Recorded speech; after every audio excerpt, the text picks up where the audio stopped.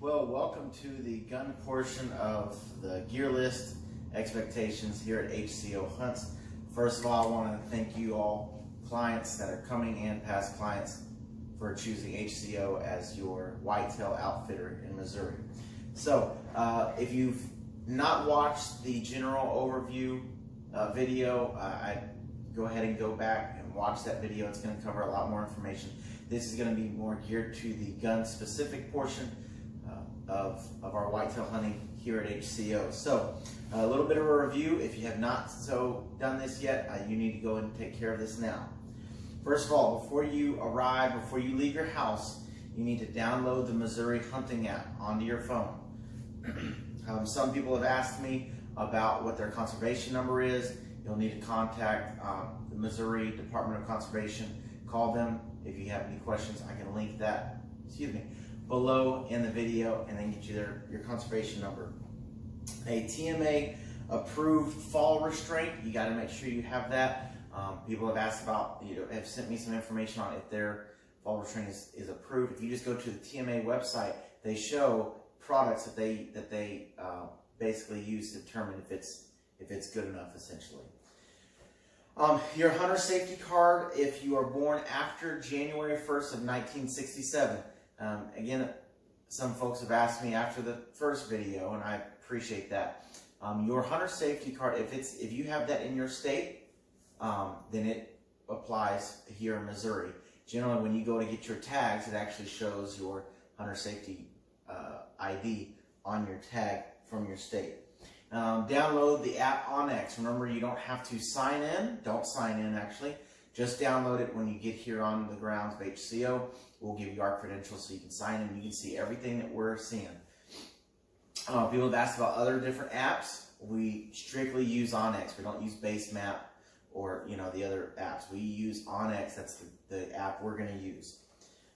Okay, so when it comes into gun hunting, here in Missouri, you must have 400 square inches of orange, hunter's orange. Essentially, that's a vest and a hat, okay? So if you are in doubt, that's literally what it is, okay? Excuse me.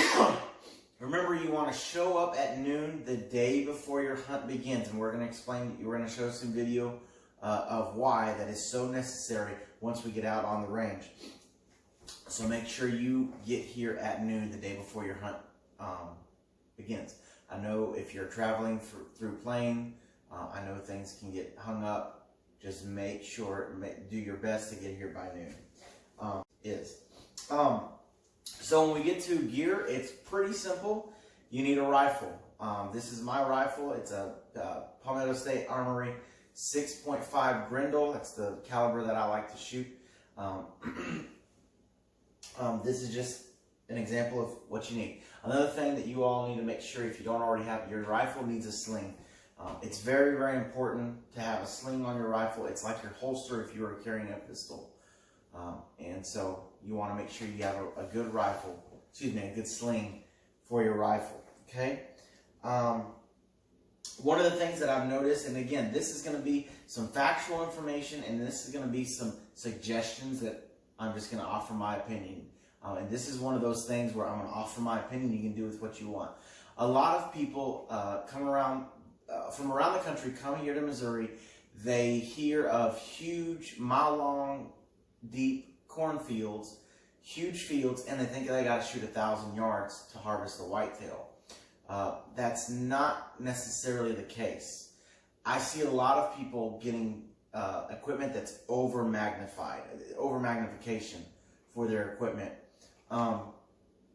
And so, yeah, we do have large fields, but we've worked very hard over the last several years to make sure we understand where the deer are at different times of the year so that you're not having to take a 1,000-yard shot. You shouldn't take a 1,000-yard shot if you haven't realized that by now.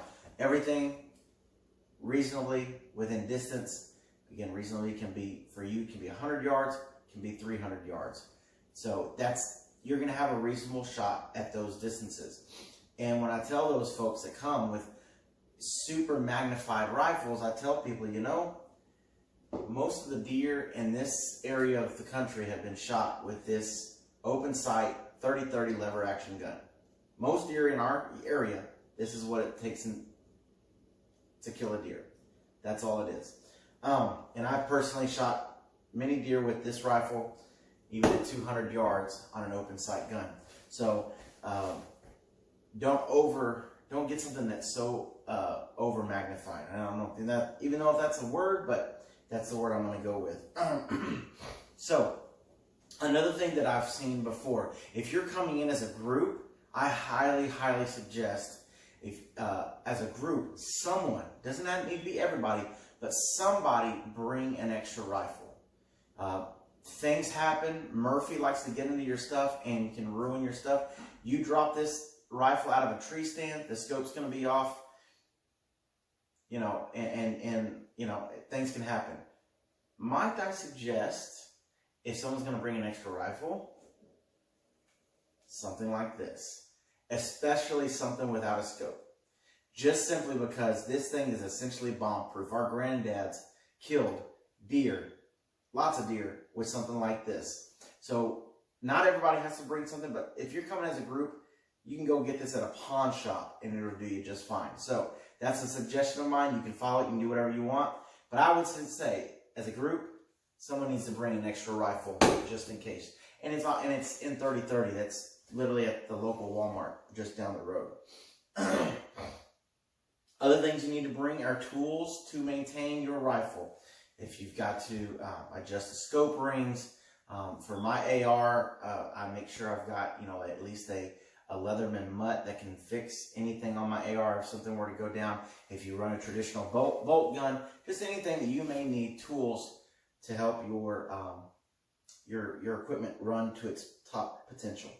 This is another suggestion, and if you don't already have a stash of ammo set aside, you ought to start buying a little bit. 2020 showed us why.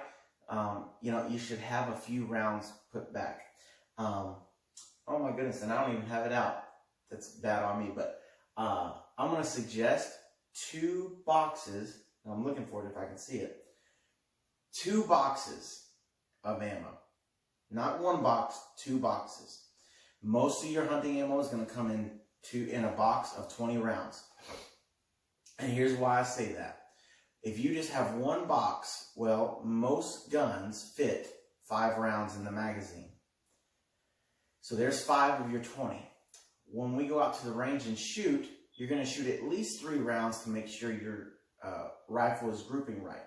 So far, just that alone, the very bare minimum, perfect world scenario, you've already got 8 rounds that haven't even shot a deer yet. So again, what if you're in a tree stand and your rifle falls to the ground? You got to re-sight your gun. Things happen.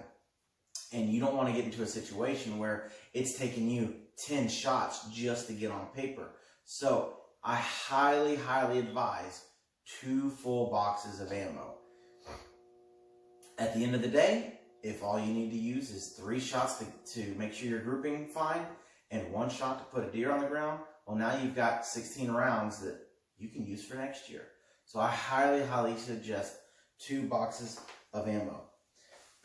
So what we're going to do right now is we're going to go out to the range. We're going to show you what it looks like when we get a hunter out to shoot and sight in their rifle. I'm going to take this 6.5 Grendel out there and show you essentially what we do.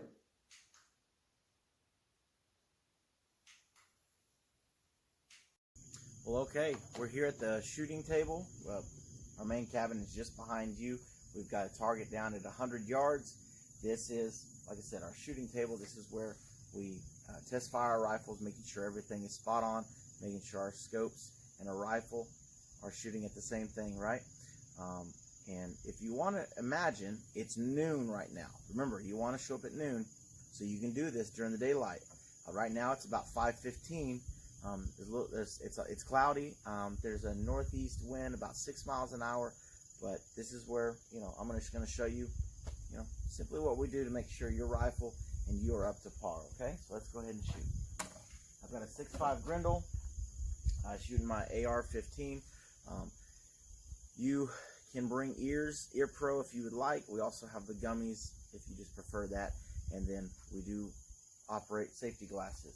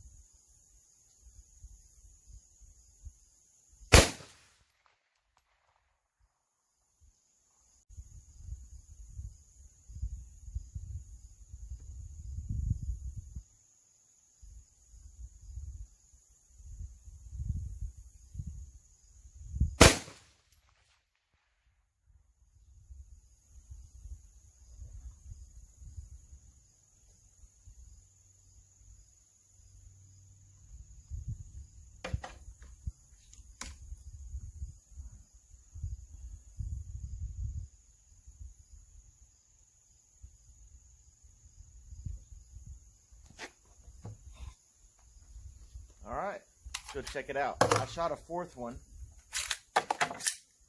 just because I had a little bit of a flyer on that second one. Let's go look at the target. Okay, and here are our results. I want to stress to you all that you need to know what your ammunition does in your rifle. I shoot a 123 grain 6.5 Grendel out of that AR-15. It's a Hornady bullet, and these are my first 3 shots.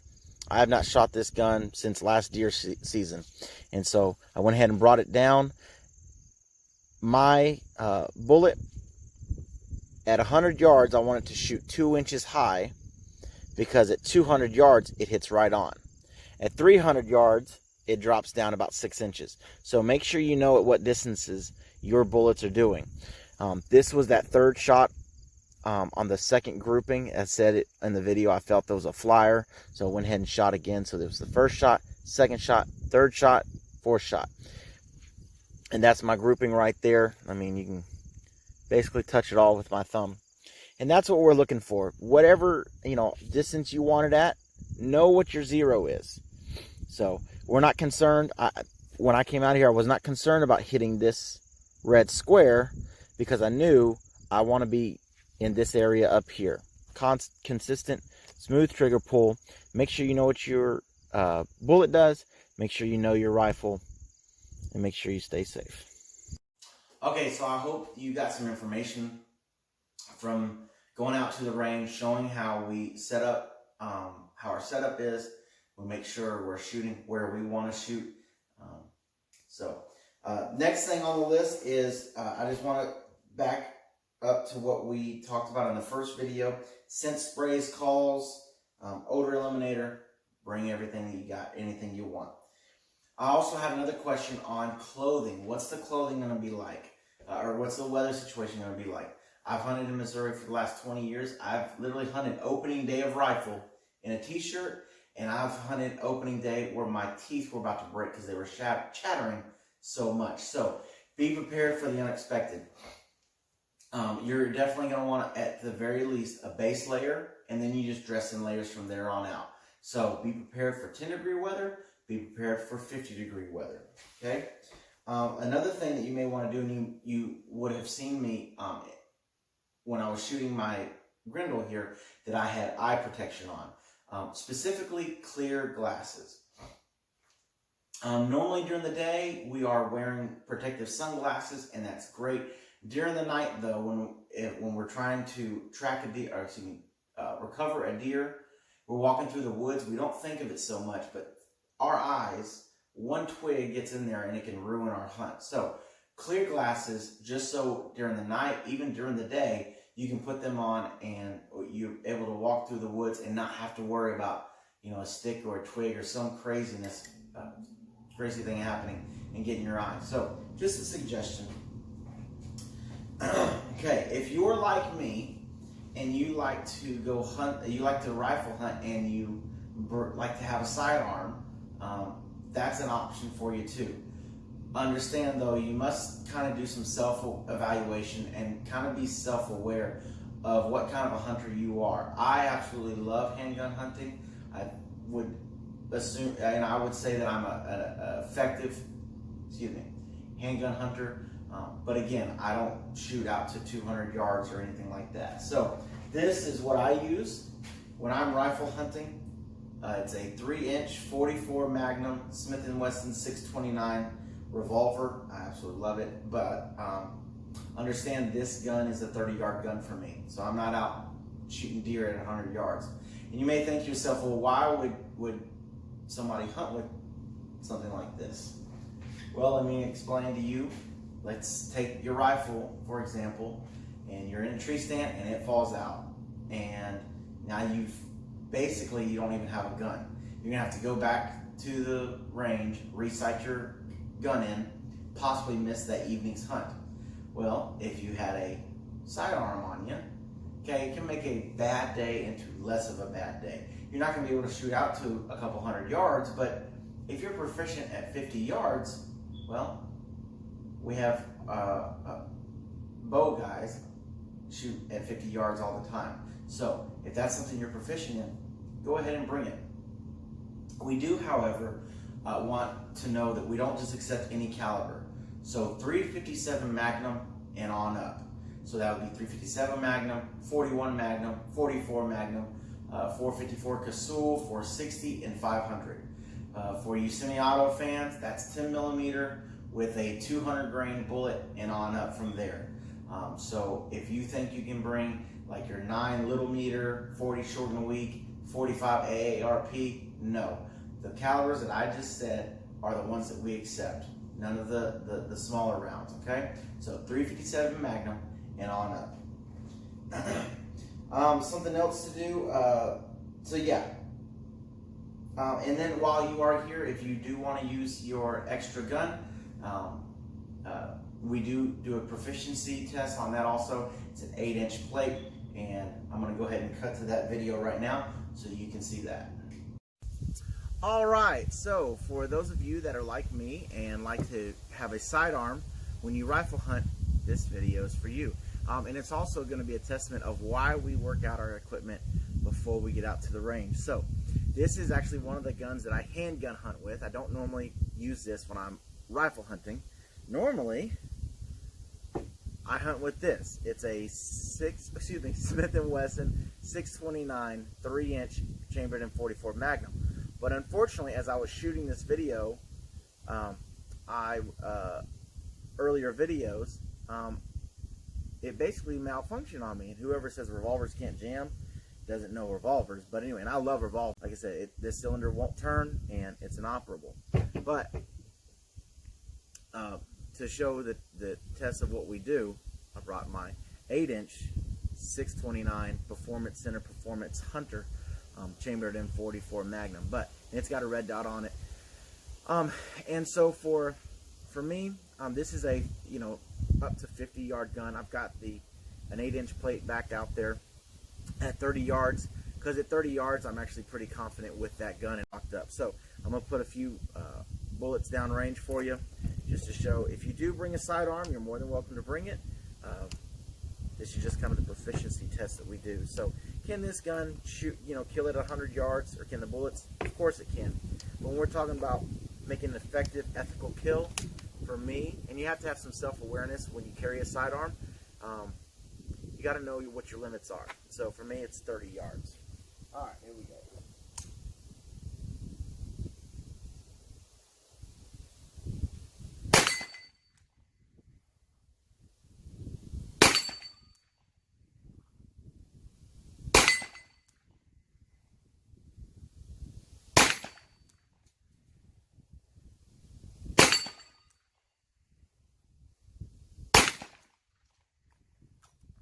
5 out of 6. That's an 8-inch plate. That's obviously very well within the vital zone of any deer. So again, you're more than welcome to bring a sidearm. Just make sure you're proficient and effective with it.